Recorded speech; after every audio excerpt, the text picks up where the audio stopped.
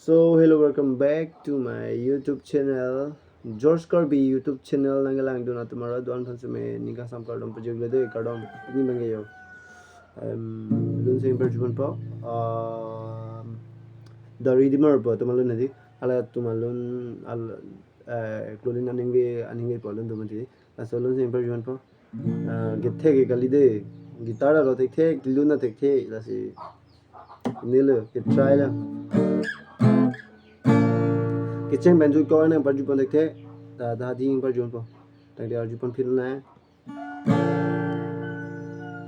lolina ning ve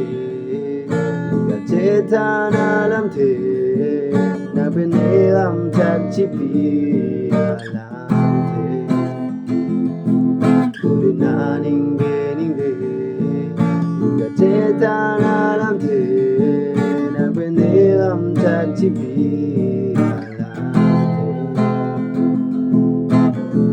càng hôn tình yêu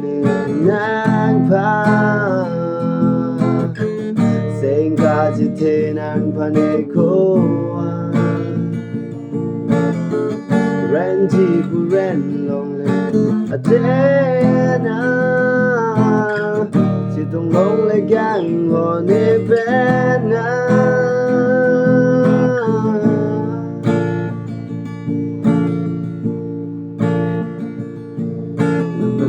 ke sing đôi nàng bên này cả chính hoa nó sẽ cả cái private nàng chỉ chịu làm thế nàng bên cái sing đôi nàng bên này cả chính hoa nó sẽ cả cái private nàng chỉ chịu làm thế càng hôn tình yêu nàng pa sen cả chỉ thế nàng và này cô ren gì bu ren long le a thế na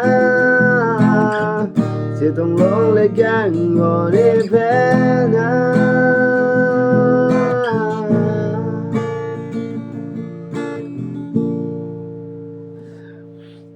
नाम चलो दोनों तुम किथे के